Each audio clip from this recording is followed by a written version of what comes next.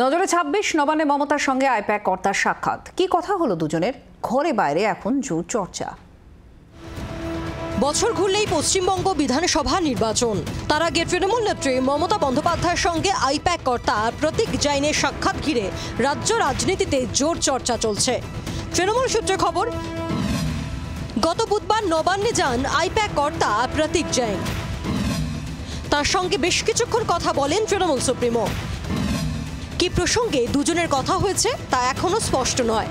তৃণমূল নেত্রীর সঙ্গে আইপ্যাক কর্তার সাক্ষাৎ ঘিরে প্রত্যাশিতভাবেই জল্পনা ছড়িয়েছে।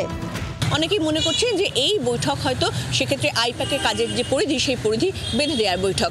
আবার অনেকের এটাও দাবি যে সাধারণভাবে কিন্তু আইপ্যাক কর্তার সঙ্গে এর আগেও একাধিকবার বৈঠক হয়েছে এবং এটাও কিন্তু কার্যত সেই প্রথামাফিক আরেকটা বৈঠক। এবং সেক্ষেত্রে যেটা আরও একটা মত উঠে আসছে যে যেহেতু ইতিমধ্যেই তৃণমূল সুপ্রিমো ভোটার যে তালিকা সেই তালিকা নিয়ে বিশেষভাবে কিন্তু বিধায়কদের সচেতন করেছেন, ফলে সেই বিষয়টা নিয়েও কিন্তু এই বৈঠকে আলোচনা হতে পারে। অতীতে তৃণমূল নেত্রীর প্যাক ফ্যাক মন্তব্য নিয়ে রাজ্য রাজনীতিতে কম চর্চা হয়নি। আইপ্যাক সম্পর্কে প্রকাশ্যেই বিস্ফোরক মন্তব্য করতে দেখা গিয়েছে মদন মিত্র, হুমায়ুন কবিরের মতো তৃণমূল বিধায়কদের। এইসব কথা উঠছিল, তৃণমূলের টাকার লেনদেন চলছে, তো এই টাকার লেনদেনটা আমাদের দলে আইপ্যাকই শুরু করিয়েছিল, সেটাই বলতে চাইছি। 10% বেনো জল যারা বিভিন্ন আইপ্যাকের বলেন বা কোনো জেলায় যারা যখন ক্ষমতায় থাকছে তাদের প্রশ্রয় বলেন, বিভিন্ন কারণে তারা প্রশ্রয় পেয়ে গেছে।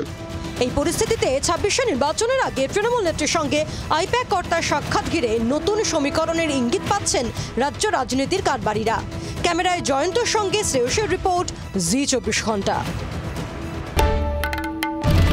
বাংলার আওয়াজ, বাঙালির আবেগ, জি24 ঘন্টা।